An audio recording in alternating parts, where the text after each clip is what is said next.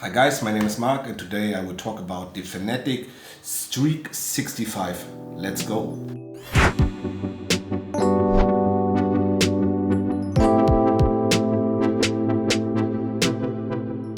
But so for now, we will do this video. I will share you my experience with keyboards above 100 euro I have already, which were basically from Ducky. And I will compare them. It's not true. I had a very good Microsoft ergonomic keyboard some years ago, but basically I only had Duckies until I started playing games in 1999 again. And I will tell you what I fear on this new Fnatic, why I ordered it, and this has a special reason, and what I hope for the future. So let's just start with the review. At first, we have here the Fnatic STREAK65, which is basically a low profile keyboard and which is below 500 gram, which has new designed low profile switches, which basically look a little bit like Kaihl red box switches. I show you to compare, but who are, in my opinion, or as much as I see, here it says, does it say Kaihl? Oh, it says Kaihl. Okay, these are Kaihl switches. Kaihl low profile. I did not see in a German review, to be honest. I think you can't see it. Maybe we do a close-up. It says Kaihl. So I don't really know if this is a stock switch from Kaihl or if these switch are just made for this keyboard. I can't tell you. But I can tell you what it is. It has 1 millimeter pre-travel and a total travel distance of 3.2 millimeter. To compare it to the new Sherry, I have no keyboard switched in. I need to switch it. Let's check.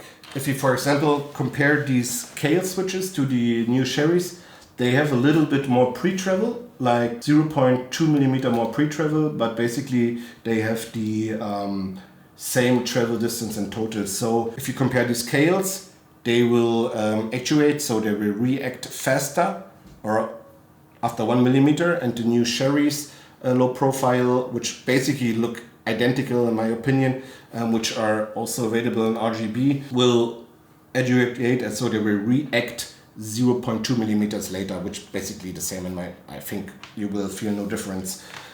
So these are Kaihls and Kaihl low profile switches, and I like them. I played them already, very excessive. They're reacting very fast, to be honest, and that's a very good switch and a very good linear low profile switch. I don't know how the market is. I did not make a research for now how many low profile linear switches are out there, but for me it feels like when I just checked everything that there are not much out there who are producing switches like this, to be honest.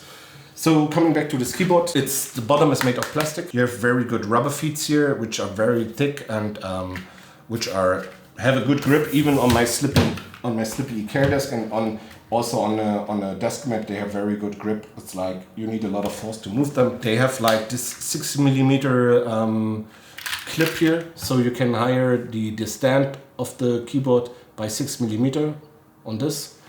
But to be honest, you buy a low profile keyboard because you want it flat. Why you do this? There's a reason. Basically, it's anatomical. It's like out of how your hand and your arm is formed. Everything where the arm and the hand are not straight in a line gives you force on the muscles in your hand and in your forearm. Also on everything which controls your finger. And for example, if you have a high arch or need to arch high to reach a keyboard like this, when you, for example, we just clip this up to the max, and you see it's very high. So if you have the hand here and you have this very high and you don't have a hand rest, for example, at some point of gaming, for some people it's after some hours, for some people it's after some days, you will get problems with your forearm, with your hand, and with your carpal tunnel, which is basically the connection here for everything sensoric to your hand and for the blood which is going into your hand, and which, when you have a problem with this, lets your hand sleep in just immediately. For example, if you have a bad hand positioning, because everything in your arm, the muscles are getting flooded by blood, and if you do this, the pressure of the blood and the activation of the muscles here is very high, so it gets swollen fast and you lose the blood flow into your hand. So also you will lose your feeling while gaming. It can happen with a mouse, for example, which is too high for you, or which you have a claw grip which has a very high arc, for example, like if you're doing like this. And you want to avoid this with a low profile keyboard. And as I said already, it's a really good one with a plastic bottom, and they made like an L plate on top here, so it feels more like, it just feels better, like not so cheap because it has an aluminum plate on top. But for 120 euro, to be honest, I would have wished they just do like a metal housing, like on the Mesha Mini, for example. Okay, the Mesha Mini is 30 bucks more, but yeah, maybe if I buy this, maybe I just would spend 20 bucks more, to be honest, to have it full metal, in my opinion. And it's maybe even better then, because it's laying better on the desk, you know, when it's a little bit more heavy and has a metal ground. But so at all, it's very good. Feels very worthy, to be honest, and for the 120 euro you pay here in Europe, it's totally okay. They also give you 2.2 meter long cable, USB-C to it, which has a very decent quality, to be honest. I'm very glad. It's a very long cable. Normally you get only 1.8 meters, sometimes you get 2, so it's very good. And they have these, to be honest, they made this guide. That's basically the guide for using the keyboard without software. This guide only has here some English words on the back, yeah, and the rest is just pictured like a comic, and it's made very good. Here's a short example. They show how to adjust the 8 RGB settings, and it's super simple. Everybody can understand it. Super easy made.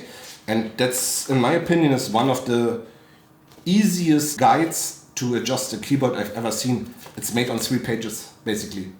That's it. And it's very good work. Shout out to Fnatic. For me, it's like right now, Fnatic is that what SteelSeries missed to be, or was like years ago. Fnatic is for me a brand for gamer by gamer. And like Extra5, for example, they do a lot of work which basically fits very good for gamers. They make stuff easy without software. They make stuff for a good price point with a high quality. For example, they have a 7.1 USB headset out there with a very good microphone, which is around 100 euro, which is insane, which I would test at some point later also, because I think it's one of the best bang for the bucks headsets out there. But back to the keyboard. There's one feature I really enjoyed. Basically, this is how it looks when the keyboard starts up. Then it just goes over into the normal RGB. You have here the FN where you can control everything. You can put the lighting into 5 modes, so 4 lighted modes: 25, 50, 75 and 100% RGB lighting are off. That's very cool. And the mode I enjoyed the most is, give me a second, is the Champions mode.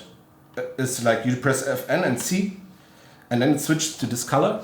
And also you can just set that only the, you also can set the brightness here, and then you also can set that only the buttons you have binded in the game you're playing right now are getting illuminated.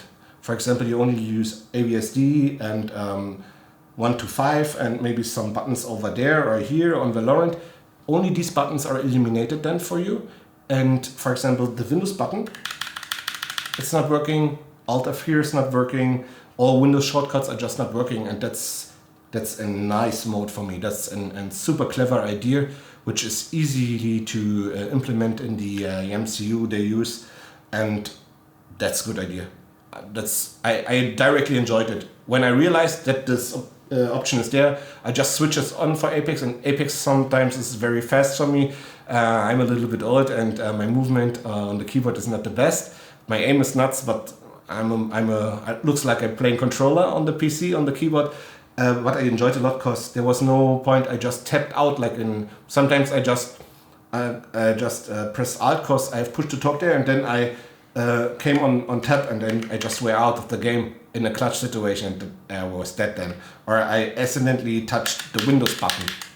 This cannot happen here. Nothing happens. And that's great. I love this. It's an awesome feature which I can imagine on every gaming keyboard which is programmable, to be honest. That's very, very good. I like this a lot. Also, you can do a lot of work with this. You can change your RGB settings, as I said already. You can program it. The FN button is explaining itself from the side. One thing here, like it's 65, at Ducky it's called SF. You have the arrow keys here, which is very good. For example, if you're watching YouTube or stuff, you don't have to press the FN button. You just skip your video by the seconds, or you make your review on stream or whatever. You just can use your buttons, or you scroll on the web page like you've done before. You know, when your other hand is not free because you're drinking something or whatever you're doing right now on the hub page. And that's the point where I said that's cool. That's a nice feature, but exactly this part here, especially this small part, is laying on my 50 by 50 Aqua control pad right now because I don't have the desk mat of the new edition, and when I play the Bone Finger 54 by 54, it also just lays a little bit on here. That's okay because of the low profile.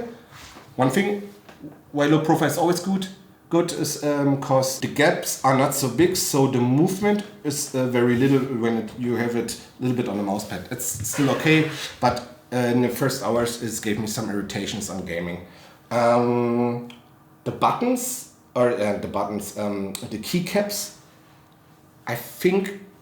I don't know, I found nothing, to be honest. Maybe someone from Fnatic watched this, maybe you give us some information. They don't feel like they're PBT double shot. And when they are, make them rougher, guys. When I compare it to these PBT double shot keycaps from Ducky, they're kind of rough and you can play them for ages. The roughness never goes away. I have no idea how Ducky made this, but the Ducky keycaps I enjoyed a lot. I had no others. I only had those Kaihl rubber caps, which are basically trash, because after 2 weeks you can just put them into the trash, because the rubber is so fast off that it's a waste of money. And I realized how good Ducky keycaps PBT double shot are, really, to be honest. But here they're like they're not so rough. They're a little bit, yeah. They need to be rougher, basically. And a friend of mine ordered this keyboard a little bit earlier, like I think 3 or 4 weeks now earlier, and he told me on stream that he feels like the caps or the keys are closer to each other. When I compare, they're the same on my mini Ducky, like here and here. It only looks like, because the keycaps are not so deep anymore. They're low profile, and then that's why it makes it's optically looks for you like they're just closer to each other, but they are not. It's the same form and the same factor like you have on a I just switch it off here. That's basically the same distances between the keys like you have on other keyboards. Yeah, just to show you the difference here. So that's pretty cool. As I said, I enjoyed it a lot. But one thing here is, I have no clue why. For me, they are louder than my Kaihl box reds on plastic, on the mini. And I feel,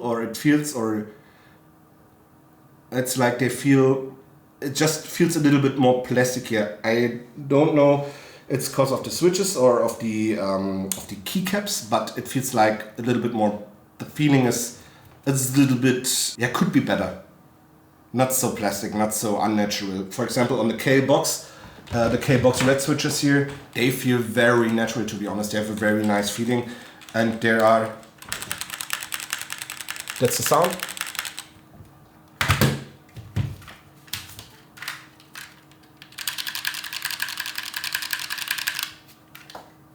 It's was the low profile. Now red switches, non-silent red MX, 1 million accusations, 1 millisecond edition. That's a little bit louder because of the metal, I think, and how the board is made. But they're also, yeah, they just feel different because that's a classic. That's just a classic MX Cherry switch, like you see. And just by how it's made, it's different. And also the travel distance is longer than on the Kaihl box. It's like 1.4 millimeter longer. And I think the more force you need and the longer way makes a different, a louder sound, to be honest.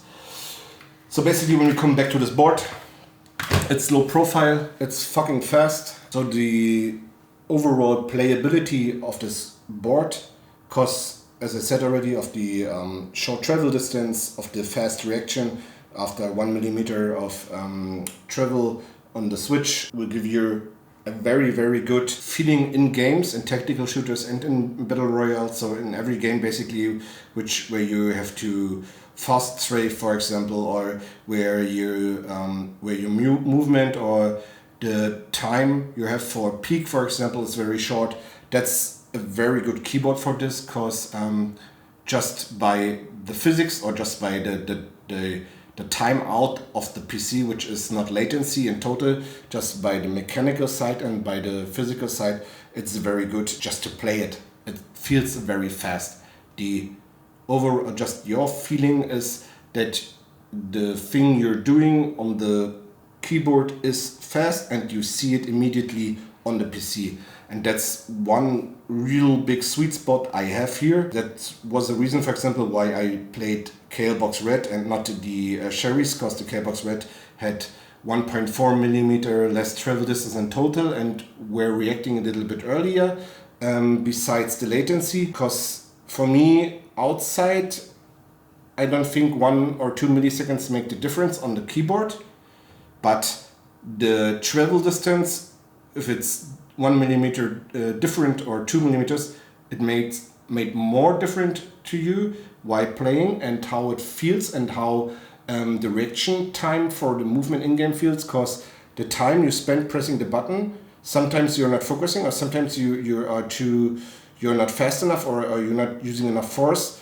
Sometimes it gives the situation in-game out of hand for you, because you might lost the focus or you focus too much on aiming than on moving, and you just forget to press the button strong enough or fast enough, or you did not remember that travel time is so long, or travel distance, whatever. This can help you to improve your movement. I don't say it will improve your movement. I say it can help you improve your movement because of how the board is made. It can give you an ergonomical advantage if you have problems with your forearm and your hands while using your keyboard right now. And it also can give you, if you play a TKL or full set keyboard, more space on your desk mat, so you can maybe avoid, or you can avoid that you're on a hard flick or on a clutch situation, even with a wireless mouse, touch your keyboard while you're concentrated or focused on aiming, and the keyboard interrupts your move, your flick or whatever, and you lose the clutch situation because of this. So that's a pretty good choice. In my opinion, the keyboard could be 10 or 19 euro cheaper. So for me, it's like 100. For 130 or 140, I would say it should be full metal. The bottom should be metal too then. And it's maybe a little bit loud for linear fast red switches. And yeah, that's basically it, guys. If you have any questions or I missed something on this keyboard, because you have it already and I did not mention one unique point you want to explain, or you want to, or would like to have seen in the video, just write it down in the comments, guys. Give me your brief information, closer looks, or what you think about this video, or about the keyboard, or about keyboards in general, and the way how we want to make videos in future about keyboards. But so far, I hope you enjoyed this review. I also hope you will give keyboard reviews as much as attention as mouse and mousepad videos have. Thank you for watching, guys. See you on the next video. Bye.